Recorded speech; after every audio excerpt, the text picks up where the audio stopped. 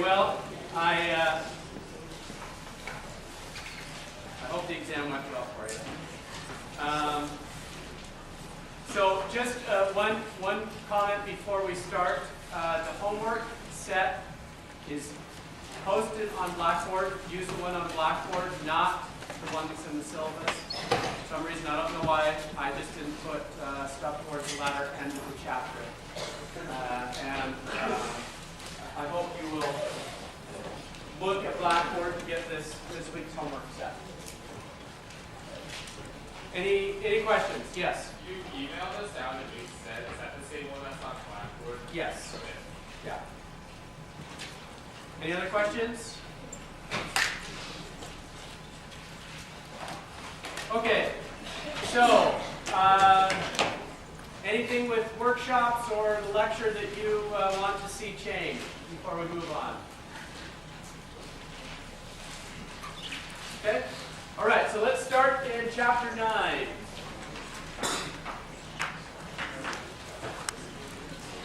Okay. So chapter 9, we're talking about center of mass.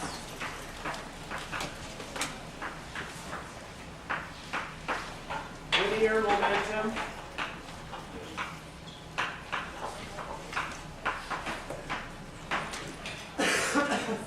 So, how many of you have ever seen anyone juggle something like a chair, or how many of you have ever seen someone balance a chair? I'm going to attempt to do this. Okay. So, why can I do this?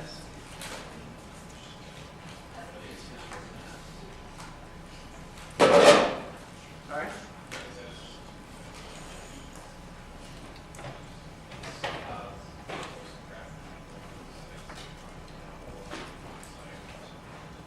Okay, so there's a center of mass.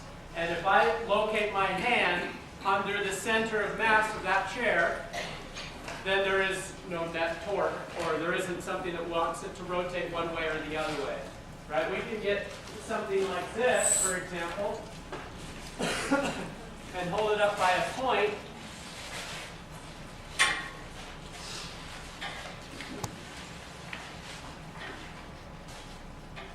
Okay, I wish it wouldn't hit on the edge there.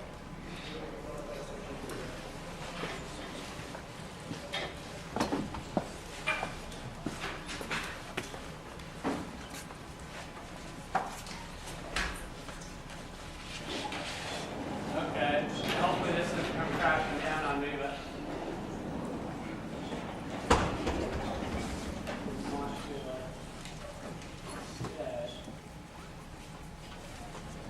well, anyway, the point being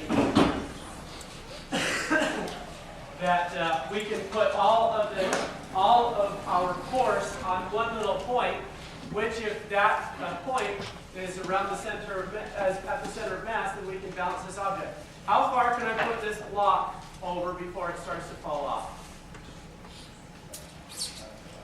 Halfway. Now, how much area under the block is needed to keep this from falling over? Okay, half. Why do you say that? Who said that? Come over here. Is that you? Why do you say half?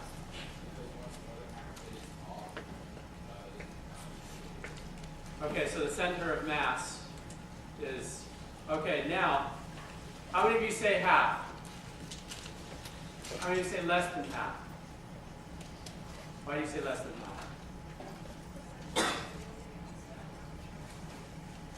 Okay, so if I do this, that's less than half, right? Right? If I were to take out this little corner over here, it would be less than half. I kind of did a trick. He was absolutely right as long as I go this way, right? As long as I put this line here under the center of mass, I can have half, but I can do this, right? That's less than half of the area that's being supported, yet it's still being propped up. Right? And I can, if I find the center of mass, all I have to have is my finger underneath, and then I can hold that up. Okay, so We just need to have the center of mass propped up. And one thing you did is you did an integration in your head, whether you realized it or not. But you could see that this was uniform density. And because it's uniform density, you expected that the center of mass was right in the middle. So what you did is you added up all these little parts on this side and all the little parts on this side, and you can see that the center is here. Did you do the integration in your head? Or you just look at it and say, that's a uniform block, so therefore it's going to be roughly in the middle? Probably did the latter, but it's essentially an integration. Okay, so now, center of mass. What is center of mass? So if I told you that we only had two things in this class that counted for your grade, one was one exam and one homework, and the homework counted for 10% and the exam counted for 90%, that's like a center of mass problem. Which would it be more important to do well on? We call that weighting, right? If you think about it, what we're doing is we're saying the exam counts for more, so you want to do well on the exam. You can do really well on homework that counts for, say, 10% of your grade, and the exam counts for 90% of your grade. So what we say is that we're weighting the exam more than we're weighting the homework. In other words, I can get 100% on my homework, and I can get 50% on my exam and not do very well in the course. And how well you did in the course is like the center of mass, if you want to think about it. Okay, so what you're doing is you're weighting the exam, and you're saying that that's more important. It's a lot like this with center of mass. Now what you're doing is you're saying the actual mass of an object becomes very important, and its location. So it's the location times the mass of that object that becomes important. And the weighting is kind of natural. It's the mass of the object that weights how important it is in the center of mass. So if I just said, if I had two masses, we do this all the time when we get on a seesaw, right? If I have a heavy object, then it's weighted more than if I have a light object. So I need to position if I want to have a balanced seesaw. Okay, so for example, here's a situation. I draw something at the origin that says is 1 kilogram, and I draw something out here at 1 meter that may be 10 kilograms. Where would the center of mass be? How would we find that? Well, what we do, center of mass, is we take mass of the first thing, multiply it by its position, m1, x1, plus m2, x2 for this two-object system, and then we divide by m1 plus m2. Okay? So this is like how we, if you want to think about it, the exam. This would be like your total course grade, right? If you want to think about it. You take the weight of the midterm, right, which may be 90%, or you want to think about it as the homework, right, which may be 10%, and you get whatever grade you have there, plus the weight of the midterm times however you did there, divided by the total possible score in the course, which would be 1, right? So if this is 0.1 and this is 0.9, then the total is 1. Right? And that's how we do the scores. But the same thing happens here with center of mass. What I'm doing is I'm saying mass 1 is now 1 kilogram. And so I say this is 1 kilogram times its position. But its position is at the origin. So I'm just going to say that's 0 plus mass 2, which is 10 kilograms, divided by times x2, which is 1 meter, divided by 11 kilograms. So the center of mass is 10/11ths of a meter from the end. So if I come here out 10/11ths, that's where it would be. Okay, so that would be the center of mass, as you would expect. Right? The heavier object is going to make the center of mass more to one side than the other. Now, how do I do this if I have multiple masses? Well, if I have, so I'll say multiple particular case, what we had was two particles separated by a meter, and each one of them had, I forgot to actually draw the mass there. Each of them had a relative position. Now, how are we going to do multiple particles? Sorry? Okay. We simply just do m1 x1 plus m2 x2 plus m3 x3 plus, and whenever I do dot, dot, dot, that means this just goes on into some series until we get to the end, which is m n x n. Okay? Divided by m1 plus m2 plus m3. So this is for an n particle system. This is all we're doing. Now this is in one dimension. How would we do it for two dimensions? So this would be like putting a mass here, a mass here, a mass here, a mass here, a mass here, a mass here, a mass here, a mass here, a mass here. Right? We spread out n particles over one axis. How would we do if we have two axes? Yes? Okay, good. So if I have a y center of mass, I simply just take m1 y1 plus m2 y2 plus m3 y3 plus m n yn, all divided by m1 plus m2 plus m3 plus mn. Okay? So that's how you find the y center of mass. Now I can write this in a shorthand notation. Right? Writing out n masses is just kind of a long and tedious form. What do we have in the bottom here? Sum of all the masses, right? It's the total mass of the system. So what I can write this as is 1 over m, which is the total mass. And then this just means that I go from I equals 1 to n. I'm going to sum over n particles of m I n x I. M I x I, and I've already brought out the n outside. Okay. So this is what we have in x, and this is what we have in y.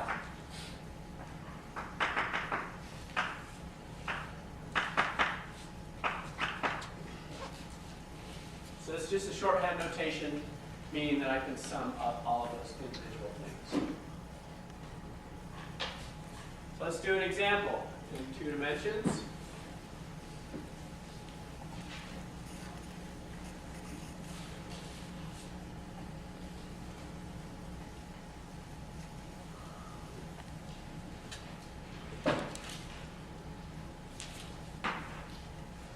Suppose I have, once again, one mass of 1 kilogram at the origin. I go out 0.5 meters, and I go out 1 meter. And let's suppose I have another particle that's up here that's 2 kilograms, and then another particle that's here that's 3 kilograms. So it's out at 1 meter. On the x-axis is this 0, and then this is at 2 kilograms, but 1 meter in y. So let's just simply do this according to what we have up here. So the x center of mass, I'm going to take m1, which is 1 kilogram, times the origin, so that's 0. So I get 1 kilogram times 0, plus I have 2 kilograms, that is at a half a meter.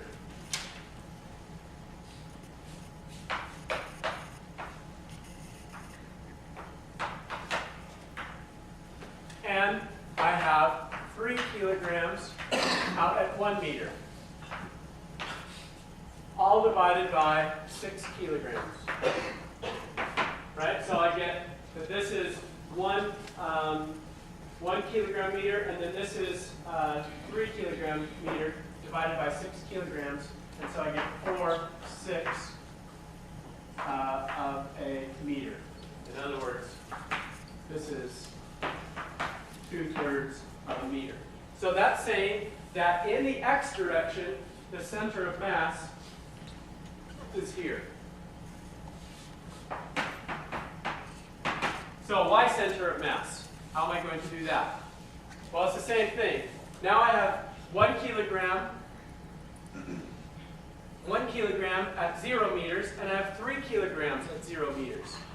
Right? So I have 1 kilogram times 0 plus 3 kilograms times 0 plus 2 kilograms times 1 meter divided by 6 kilograms. And so we see that the center of mass here is just going to be 1/3 of a meter. Okay, so in X, here's the center of mass. In Y, here is the center of mass. We go 1/3. And so the total center of mass is up here. Okay. So we can draw a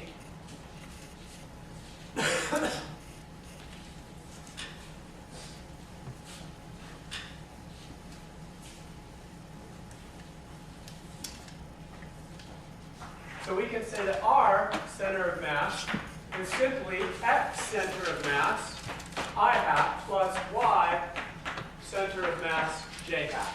And we already got what that is. In this particular case, it's 2/3 meter I hat plus 1/3 meter J hat. So the center of mass of this two-dimensional system is given by this R center of mass coordinate.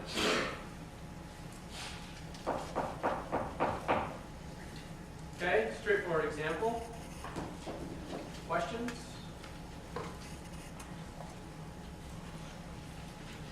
Okay, so let's do some solid bodies.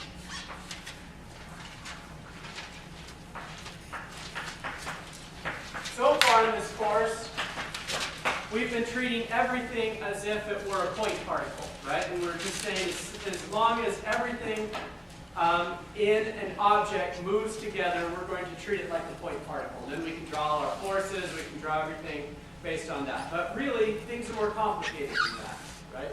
What we can think about is, if I think about myself, I'm actually composed of lots of atoms.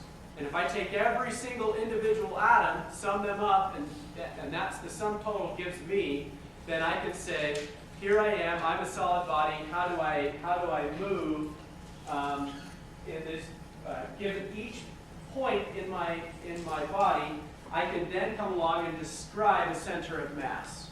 Now it's kind of a complicated way of doing things, but that's basically how we can think of what's going on. So let's consider a solid body. So let's just do a simple one, for example. Let's do this piece of wood. Now, the nice thing about this piece of wood is it's roughly uniform density. Not always. Some parts are going to be more dense than others, but it's going to have very small fluctuations. And so, what we can say is, if I look at this block, and I just look at it in one dimension for a moment, and let's suppose I just define the origin to be down the center. Then, what I can say is, I have an atom right here, I have an origin right here, and I can say, what is the mass of that atom times its distance away from the origin? It's a little bit complicated. So what we're going to rather do is, rather than consider this atom by atom, is we're going to break it up into little tiny mass elements. Okay, so if you want to think about it this way, I take this object, and then I'm going to look at the little tiny sliver of mass in the x direction here. Okay, and I look at this, I ask, because really what I'm doing here, if I look at this, I'm taking a mass, and I'm multiplying it by its distance relative to an origin. Now what I'm doing is I'm taking an infinitesimal amount of mass, and I'm interested in its distance from the origin. Right? So we say this distance is x, and then at distance x we have a little tiny mass unit which we call dm. And then if we sum over all of these little dm's at each location of for each location of position, then we get what we're hoping for. Okay? So this is a kind of a complicated way of thinking about just a block of wood, but that's how you can think about it. And it becomes really valuable if you start having complex shapes or changes in density or things along this line. It's not quite so valuable if everything's uniform, but it still is, it becomes quite important. So anyway, what we're going to assume is we have a little sliver of mass at a location X away. So how am I going to find the center of mass of this block if I how am I going to find the center of mass of this block in X?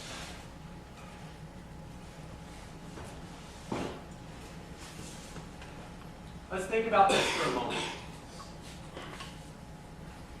What do I need to do if I need to find a bunch of infinitesimals? You look like my answers. Oh, okay. So here I have a mass here, I have a mass here, and I have a mass here.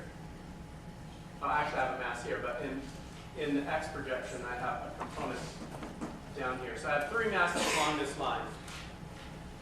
What do I need to do in order to find the mass for a continuous system? Or, I mean, the center of mass for a continuous system. Yes? Integration. Okay, I need to integrate over all these little tiny masses at each unique position. Right? So the X center of mass for a continuous body is therefore going to be, right? If I just look at this, I have a mass, which now is dm, just a little tiny sliver of mass, multiplied by its distance. dm multiplied by distance, dm multiplied by distance. But now I need to sum over all of those, and that's an integration. Right? So I'm going to take the total mass, divide by 1 over m, and then I'm going to integrate its position multiplied by the amount of mass at that position.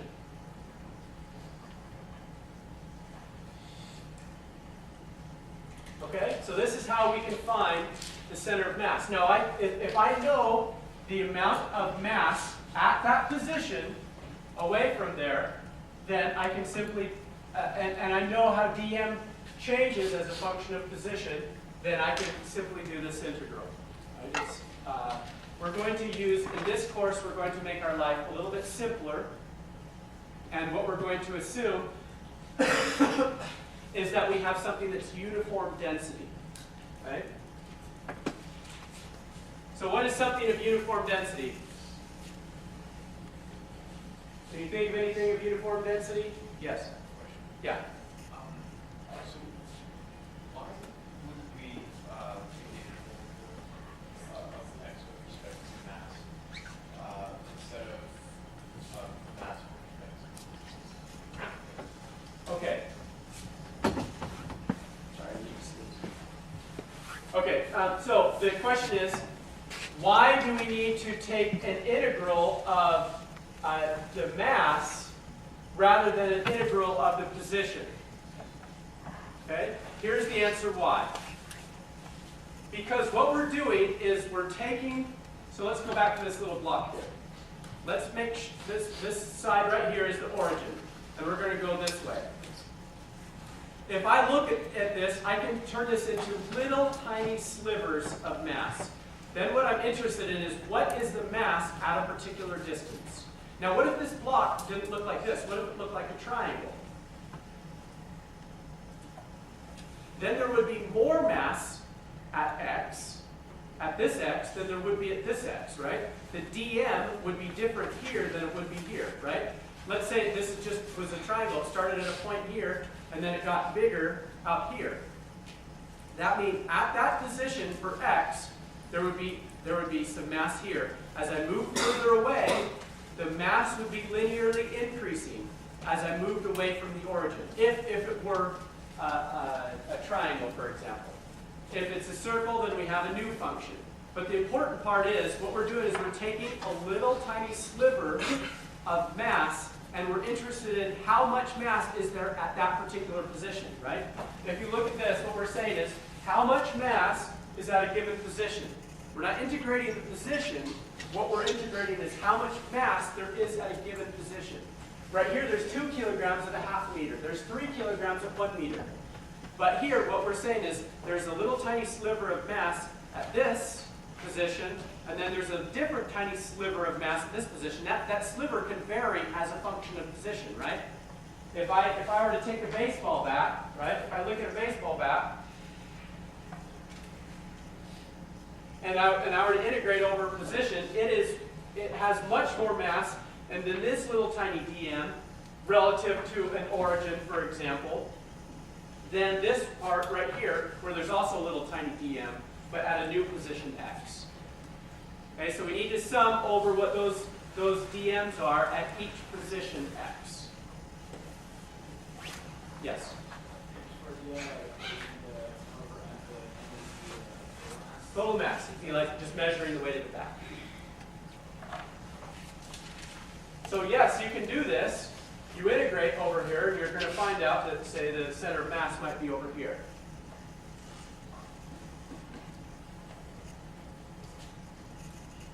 Buenísimo?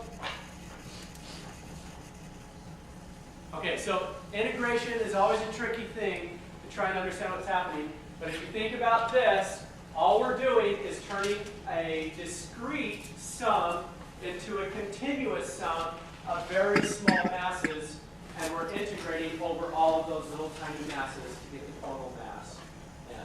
But we're interested in what's that mass at a particular position x. Right?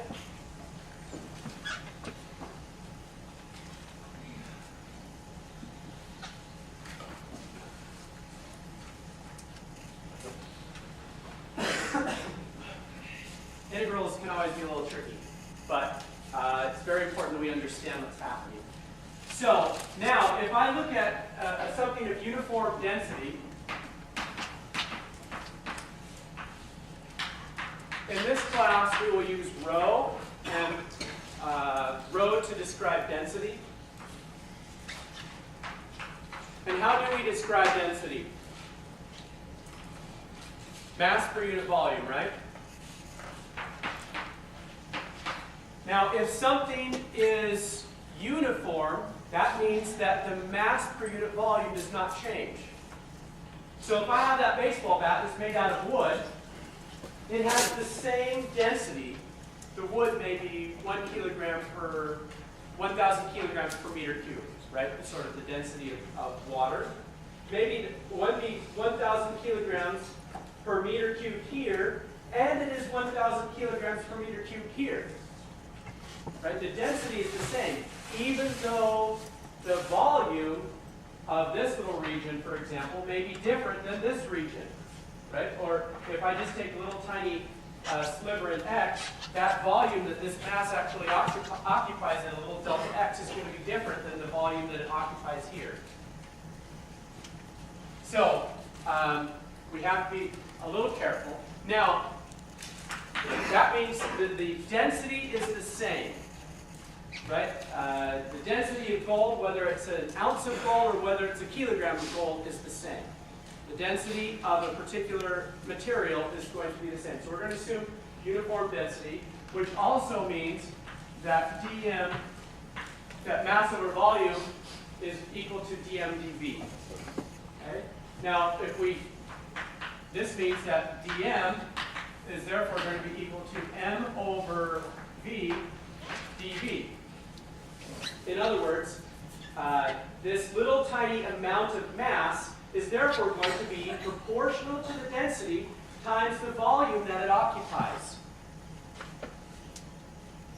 Right? So if I have this chalk, it has a certain density through the whole way out. But if I go a certain distance and I say, what is the a mass of chalk in there, then I have to find the volume, right? I have to find the volume, multiply by the density, and that will give me the mass in that. And so this dm is therefore going to be density times the volume. So I can replace this over here, center of mass, is therefore going to be equal to 1 over m, integral of x dm, but we've now said that that's m over v dv. M's cancel. We see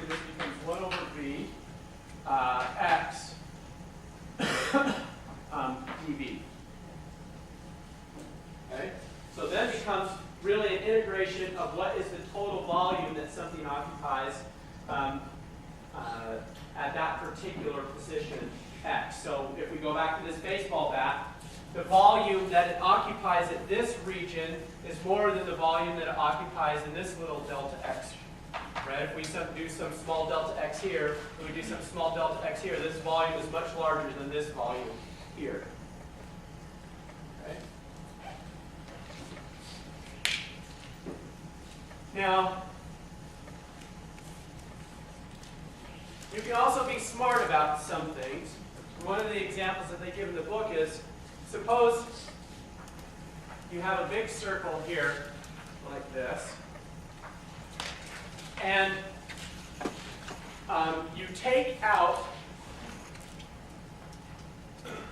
a circle's worth of mass here so that you get, this is all filled in here, and then this is empty. How would I go about doing that?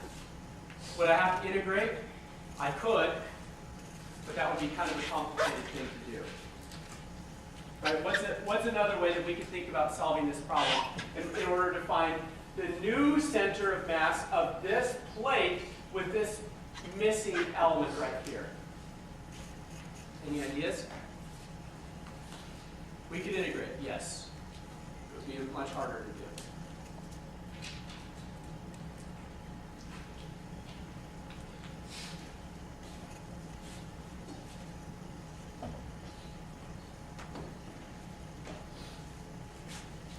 Let me ask you a question, first of all. Let's suppose we put this part of the plate back in. Where would the center of mass be? It would be at the origin here, right? We've drawn it so that our origin is at the center. If I put this plate back in, then I know where the center of mass is, right? I know the center of mass in that case would be here. Okay, so now, that means I could break this up into two parts. I could break it up into a component here and a component here. Right? Here's the total center of mass if I were to have this plate. If I have this plate right here, the total center of mass of the thing, if this is included, would be at the origin. I take this out, and then I can think about, I have this mass here, and I know where its origin is. And I have this mass here, but I don't know where its origin is. But I do know that the total center of mass is at the origin. So how would we go about doing that?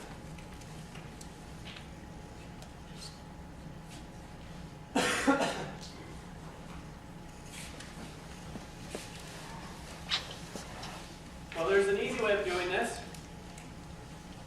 And essentially what we can think about is we've broken this up into two parts. We know the total center of mass if I insert this plate back in. If I'm assuming this is uniform density, and this plate that I've taken out has the same density as the plate that's here, then what I can say is that the X center of mass is, with this plate included, is, right? If I have this big circle, I haven't taken anything out, it's just a big circle here, the center of mass is going to be at the origin. Okay? So the center of mass is 0. So that means I need to add, I'm going to call this 1, and I'm going to call this 2. I'm going to say this is radius r here, and this is radius 2r here. So I'm going to say mass 1, which is this, the plate that's there, and then I'm going to have a plate here that I've taken out. So mass 1, x1, plus mass 2, x2, all over mass 1 plus mass 2. Now, do I know the mass of 1? Do I know the mass here? Okay, so basically what it's going to come down to is if we're assuming this is uniform and that there's the same thickness in 3 dimensions, right? Then it's the area, right? The area that we see here is going to be the mass of this. Right? And so we just need to find the area here. What is,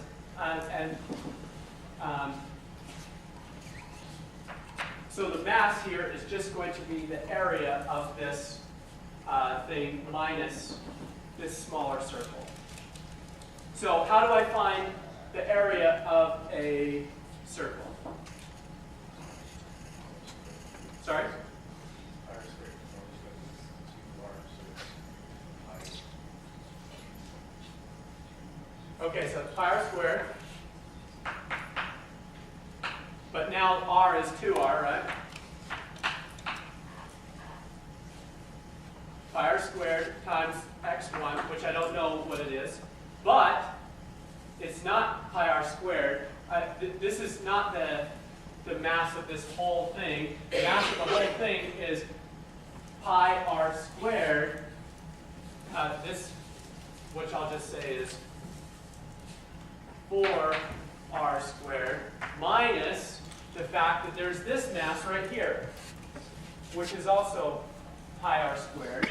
And so I'm just going to see that this just gives me r squared. So the mass of this whole thing right here is 3r squared times whatever the mass per area times the area density. Okay.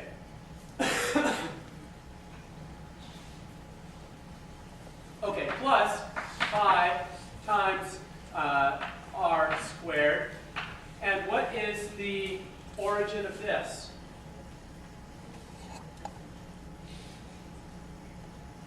Close. So what's the origin of this? Its position? Minus r, right? So its position is minus r. Divided by the total area, which is just going to be 4i r squared, or the total mass. Think about that. Okay, so, oops, I forgot to put x1 here. So this is the area times x1, and then this is what we get here. So now the thing you can see is we get r squareds, pi's cancel, and we see that we get 3x1 minus r all over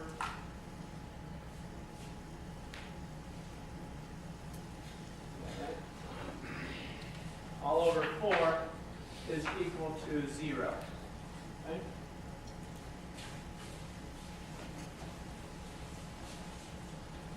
And from this, we can see that x1 is equal to, so we just we get 3x1 minus r, so we see that x1 is just going to be 1/3 r.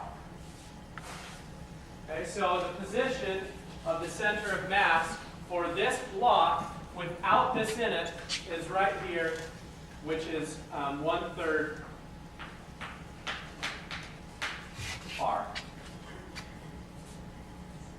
Okay? So all we did here is we said, we know if we take this plate, we have a big plate here, we take out a circle of that plate. With the plate all together, the center of mass is here. If I take out this plate, then the center of mass moves to here. Okay? And the reason being is now with this reduced mass, there's more mass leverage on this side, and so it moves here. And all we have to do is think about what's the center of mass. It's 0 with that plate in. And so then we just need to find out what is the center of mass due to this thing plus the center of mass due to this thing. Add those up, and that should give us 0. Right? And the mass is just simply in terms of this area of the objects. Yes? Sorry? Yeah, so x2 is the position, the center of mass of this circle, which is at minus r. Okay? Good? Good question. Any other questions? All right. Let's move on.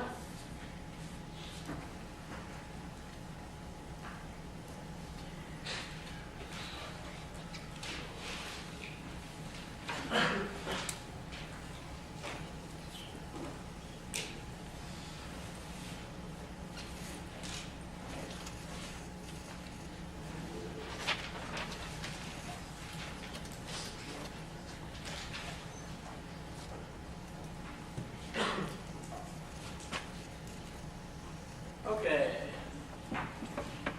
So now let's consider what we've said here is that the mass times okay. So what we've drawn and so far is saying the x center of mass is equal to the sum. So we get 1 over m mi xi. Okay. Now I'm going to bring this up, and I'm going to say this is m times x center of mass is therefore going to be equal to the sum over mi xi, where I equals 1 to n. Now I can do this in x, I can do it in y, I can do it in z, so that I get my center of mass is equal to mi yi for all of those sum of all those terms, and mz, and so what I could really write this as is r center of mass is therefore going to be equal to the sum of I mi ri. So what I can do is I can simply just say that the center of mass, the total mass times this r center of mass, is simply the equal to the mass times the individual coordinate of all of those individual masses. So I could, if I look at this in some graphical form, I have particle 1 out here, let's say mass 1.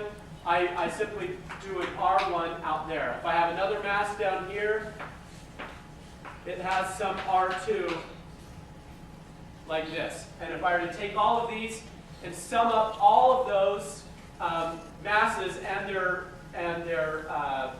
vectors here, then this is the total mass times this R center of mass, which is really quite a profound statement, right? Because now I can look at, if, for example, if I have a bunch of particles, then what I can do is just define those as an R center of mass times the total mass of those particles.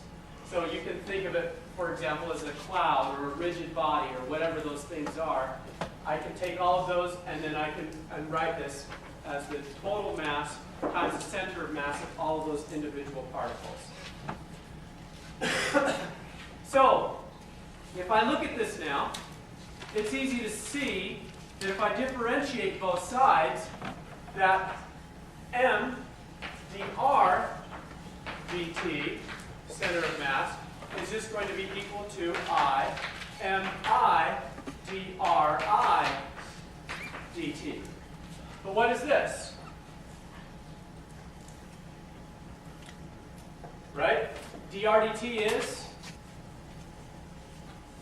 the velocity. Right? So what I'm saying is that the total mass times the velocity of the center of mass is therefore going to be equal to the sum of I, the velocity of all of the individual particles, summing over the velocity of all individual particles. Similarly, differentiating again, I see that ma center of mass is equal to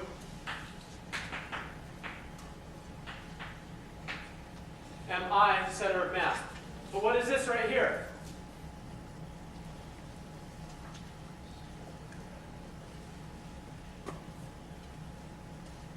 What is ma? Force, right? So what I've said then is that you can think about this as sort of a net force acting on the system is just the mass times acceleration, but it's equal to the individual forces of all of these particles. The sum of the individual forces acting on all of these particles. And so I can write this as simply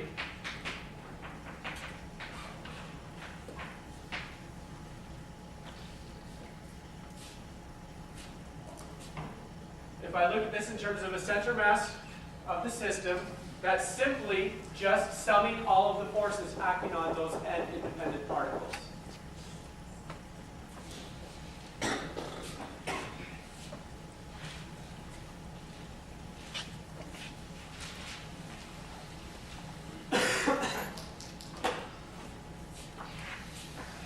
So suppose I have a system in which I have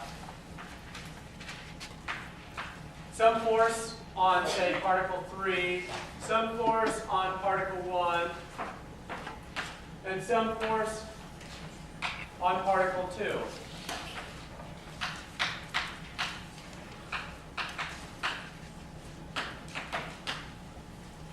Then it simply becomes the net force acting on the system is simply summing up the individual forces acting on these particular particles.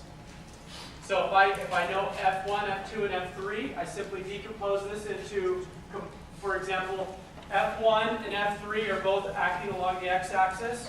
So I would simply add those, right? Then I would take the component of F2 acting along the x-axis, and the component of F2 acting along the y-axis, and then I would be able to decompose that into sum of forces along x, the sum of the forces along y, and I would be able to get the total force acting on this particular system.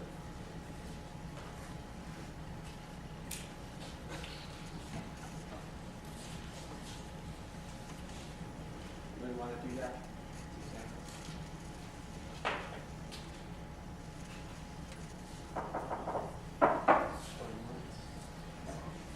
Yes. So that will find the acceleration of the center of mass? Yes. It'll find the acceleration of the center of mass.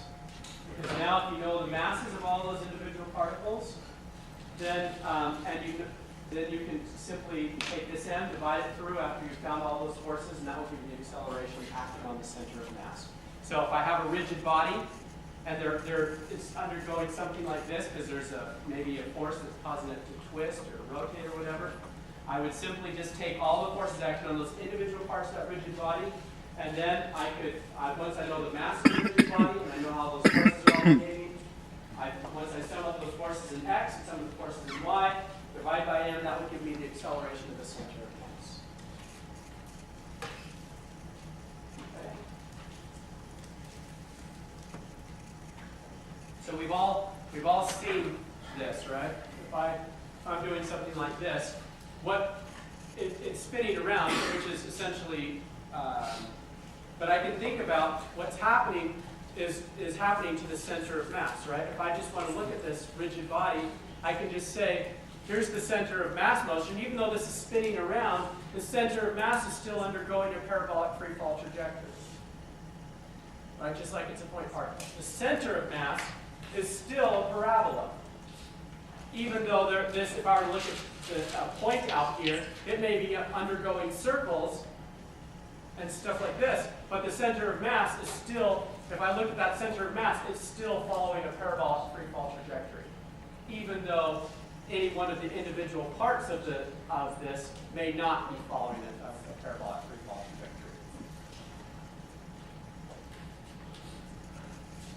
trajectory. Okay?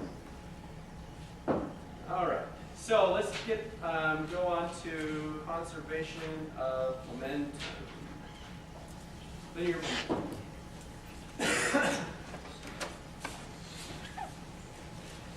So linear momentum has a well-defined definition. We often use this in our everyday speech. But what is momentum? Momentum has a definition of P is equal to mv. That's it. Okay? The momentum of something is equal to its mass times its velocity. So something with high momentum can either have a large mass or a large velocity, but typically often both, right? I can have something that's very, very, very, very small that has a very high velocity and still doesn't have a lot of momentum. But right, we would say that a ballistic missile is going to have a lot of momentum to try and stop it. Okay? So mass times velocity is a definition of momentum. Now we've already seen this before, right? We've seen this in this definition right here. And so P is equal to mv. This is a single particle momentum, but if I want to get the total momentum, which I write as P, I just say it's P1 plus P2 plus P3. It's the sum of the individual momenta of whatever makes up the system. So this would be the capital M, velocity of the center of mass, is equal to the MI M1 V1 plus M2 V2 plus M3 V3, right? It's a three-particle system. But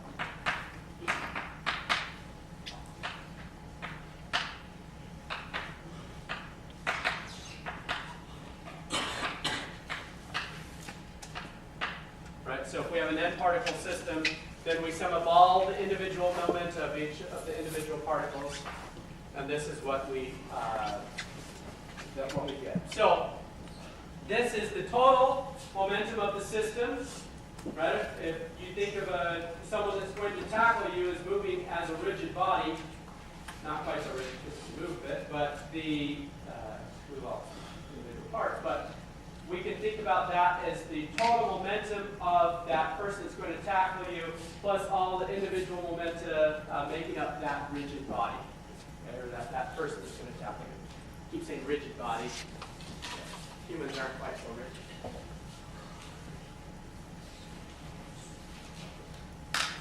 Okay. Nice thing about this is, if I look at force, force is equal to dP dt. So if I look at a single particle, the force is equal to dP dt. Now we say that this is m dV dt, and so we see that this gives us ma again. Now I can look at this either this F net is therefore going to be equal to the big M times A center of mass. Now when we get into rockets and things along that line, what we're going to find out is that F can also come from a fact that the mass is changing as a function of time. And so we often just take this dP dt and say, well, that's m dV dt, and you get ma. But I can actually get a change in mass as we have a rocket where it's losing mass, and that loss of mass actually causes the rest of the rocket to accelerate. All right. Now let's think about things for a second. So I have a track here. If I look at billiard balls, right? And probably I liked playing billiards when I was younger. It's really quite a fascinating thing. If I take a billiard ball, hit another billiard ball, you can get these situations where this one just stops and this one proceeds forward, right? So if I look at the velocity of the center of mass, what is the velocity of the center of mass? Well, this one counts too, right? Even though it's stationary in our reference frame, the velocity of the center of mass isn't the velocity of this ball moving, it's the velocity of the two-ball system. Now, if I look at that velocity of the center of mass, when these collide, right, the velocity of the center of mass continues to move forward. The velocity of the center of mass was moving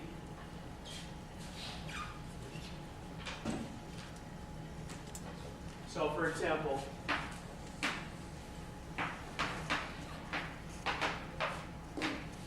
let's just assume that they're the same amount of mass. The two billiard balls are the same. So I have the velocity of one is not moving plus the velocity of the other, which is moving, divided by, right? So the velocity of the center of mass is v over 2, right? Whatever that ball was moving, here the velocity of the center of mass is moving at half that speed. When these balls collide, that ball then moves on and goes straight ahead. The velocity of the center of mass has continued to move at a constant speed. There's no net force acting on the system. It's all internal. So you can just think of this as a two-ball system. There's no external forces. That velocity of the center of mass has not changed due to the effect of the collision. All right? So let's watch this with an air track.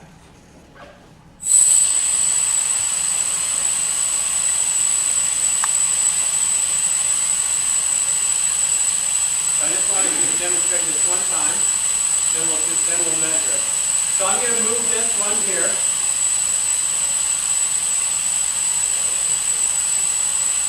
Okay, now what would you expect to be the, so what we're going to do is now we're going to turn on this timer, and we would expect that these have the same amount of mass, and they have it very close to the, 1 second.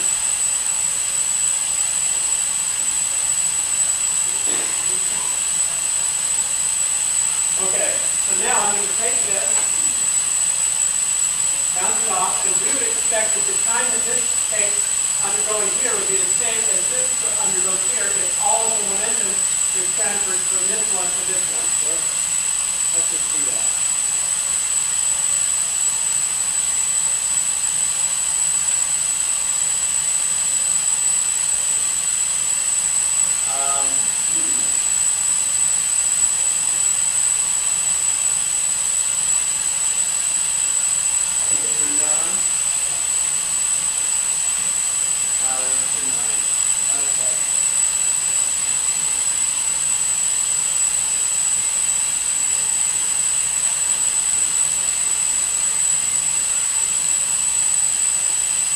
Well, I'm not taking my word for it yet. Let's see where the,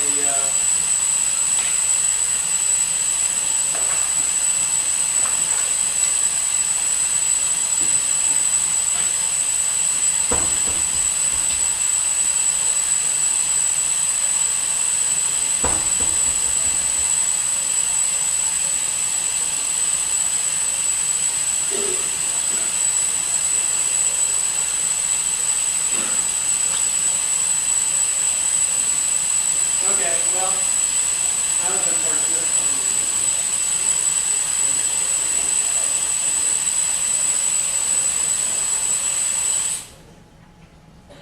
Actually, there's one really cool thing I'll show you.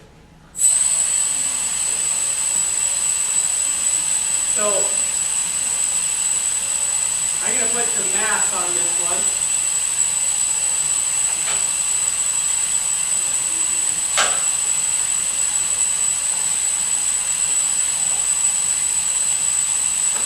So now what do you expect is going to happen? So this one now weighs twice as much, this one weighs twice as much as this one.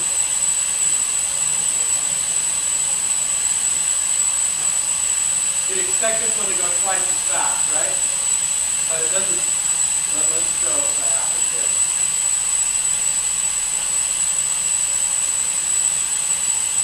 Now it goes faster, but what's the problem? This one still has momentum as well, right? When they were at the same mass, then it imparted all the momentum. But watch this one now. This one still has momentum here. So even though this one's going faster than the other one was originally going, this one still keeps some of the momentum. When we talk about collisions, that will make more sense. But you can see that this one was obviously going faster than that one was when I started it off.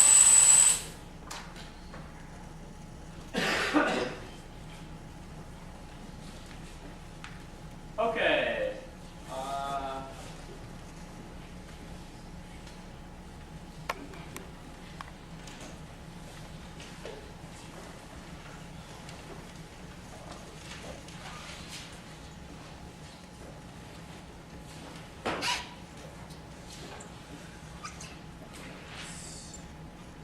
So that's momentum. Now, impulse.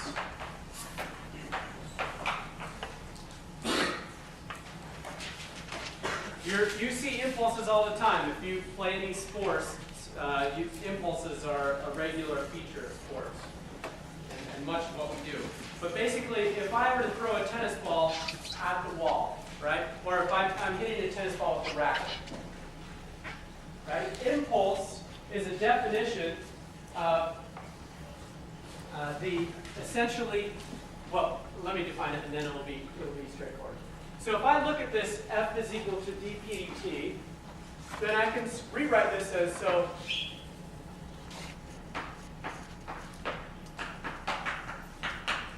we know that dp dt is equal to F. Now I'm just going to bring the dt up. So I'm going to say dp is equal to F dt. Now the force can be a function of time, right? This doesn't have to be a constant force. If I'm hitting a tennis ball with a racket, it's most definitely not a uniform force over the entire duration of that. So that force can be something that's a function of time. So if I integrate both sides,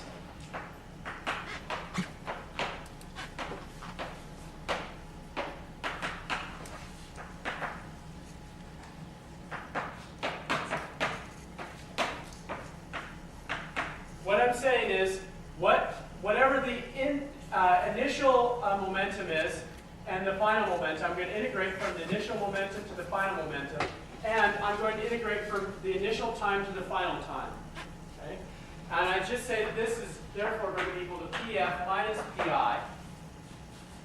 Okay, so I'm just going to get the final momentum minus the initial momentum is therefore going to be equal to the F dt of Ti over T final.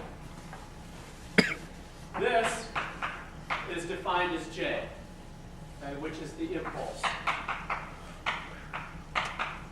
which is essentially how does the momentum of that object change. So if I just look at a tennis ball hitting off of a tennis racket,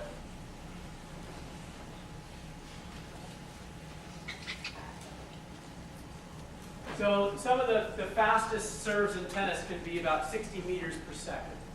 So if I just say, here's a racket, here's a ball that's moving like this, they design the strings on these rackets so that you get almost all of the velocity going back that you initially had. So this tennis ball is coming, it's coming, hits off this racket, and then goes back off, and you're trying to get the maximum, you're trying to get roughly the same velocity going out as what you had go in. You can actually hit it a lot harder than you did, but let's just suppose it hits this racket, and it comes back off at the same velocity. So you're catching a 140 mile an hour serve, let's say 60 meters per second, and then it comes back off at 60 meters per second. Let's see how much force is needed to do that. So the mass of a tennis ball, is anyone know the mass of a tennis ball? About 0.06 kilograms. Okay? So let's say the velocity final is 60 meters per second, and the velocity initial is going to be what? If the velocity final is 60 meters per second, what's the initial velocity? Not minus 60 meters per second, right? So let's find the impulse, first of all. The impulse is simply just going to be J. Now I'm only dealing with one dimension, so I only need to worry about one dimension. J is just going to be equal to mass times velocity, velocity final, minus mass times velocity initial.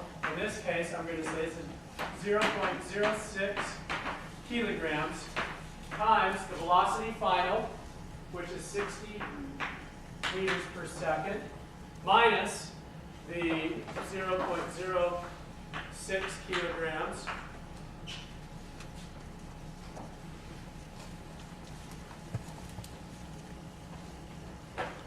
times minus 60 meters per second.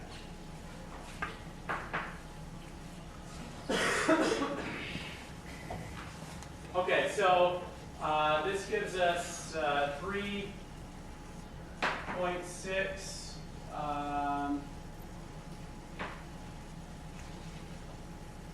kilograms meters per second, which is just Newton seconds, plus 3.6 kilograms meter per second.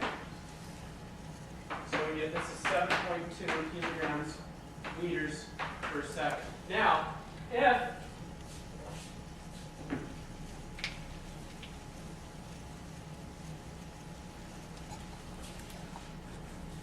let's suppose that the impulse looks something like this on a racket. I don't know why it would look like this. But what is essentially the impulse then? It's this area under the force curve as a function of time. Now I can approximate this as simply something that has some average force during that duration of time. Okay? As long as this has the same area as this, I can use, I'm interested in finding the average force during the duration of that hit. Okay? So what I can say is, let's suppose that the duration of the hit, which I'll just call delta t, is 1/20th of a second. So what would be the force average? Well, force average would therefore, let's just write this out. J is equal to force average delta t, and so force average is just going to be equal to the impulse, J, times, divided by delta t. Now we have 7.2 kilogram meter per second divided by 1/20th of a second. And so this is the equivalent of multiplying by 20. So we get 20 there. That's about 100, let's just say 140 newtons. So the average force, if we're assuming that there's some average force over a duration of a 20th of a second, then we would see that the that force would be 140 newtons, which is not a huge amount, but you can see why someone could get tennis elbow if you did this repeatedly. And I just recently gave myself double tennis elbow, which is a major bummer, I must admit. But bench pressing, not doing anything as cool as tennis. So let's do, now let's do conservation of linear momentum.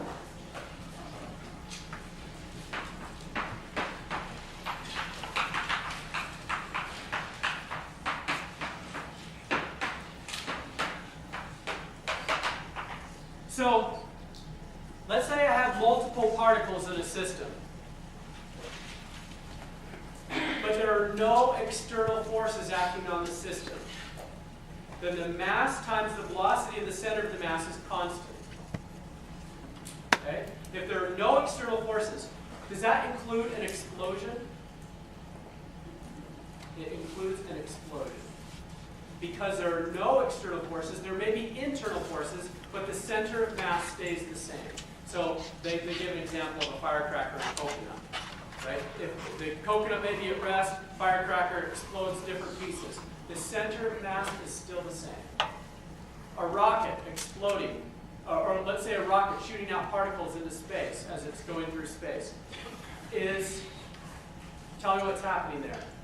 Is there a force operating on it? Is there an external force operating on this rocket? No external force. But how do you explain what's happening? That thing is accelerating. Those particles going out the back end, the particles going out the back end of that rocket are preserving the center of mass, the velocity of the center of mass. Okay? So it's a little tricky when you think about a rocket going onto Earth, but you can think of the Earth rocket system, right? That the Earth and the rocket are now separating, right? We just have to keep in what is our system. But as long as there are no external forces acting on something, the velocity of the center of mass stays the same. Okay, so now let's think of what's called conservation of linear momentum. Conservation of linear momentum, for no external forces, Pf is equal to Pi, even if there's something like an explosion. Right? If I take a rocket The rocket goes up into the air. It has its center of mass. It explodes into two pieces. What's going to happen? Let's say those two pieces go off like this. Where would the center of mass land? Exactly the same place as if it had stayed together. Right? If it's in a parabolic free fall trajectory and the center of mass lands in a certain spot, if that rocket were to go and undergo a parabolic free fall trajectory and land in a particular space, it would be the same spot as where the center of mass of the two particles splitting off would land. Okay? So if there are no external forces, the initial force, the initial momentum is equal to the final momentum. So let's suppose they give a little example in the book of a rocket that's in space and it suddenly gets rid of a module. So what they have is let's say, I'm just going to take this rocket, I'm going to split it up into one part. This is 0.2 m and this is 0.8 m. Okay? And this rocket is moving at 2,100 kilometers per hour. But then what it's going to do is discharge, so it's moving along at 2,100 kilometers per hour, and then it's going to shoot this back part of the module off. And this one is going to keep going. But the relative speed now, this is now moving at 500 kilometers per hour less. So this is moving 500 kilometers per hour less. So this is moving 2,100 kilometers per hour. But now this is moving at what? It's moving 500 kilometers per hour less than this is moving. Okay? So what we're going to do is we break this up into two parts. What we're going to say is the mass times the velocity of the center of mass is equal to the mass of the first part, which is 0.2, times the velocity of this, which I'll just call the velocity, I think they call it the velocity of the hauler. They call this the hauler. And they call this a module. So we'll just call this the velocity h minus 500 kilometers per hour plus the 0.8 m, I forgot to put m here, 0.8 m times the velocity of the hauler divided by m, since that's the total mass. Okay, so we can divide through by m. Sorry. We don't divide. This is not, sorry. We're just getting rid of this end. Okay, so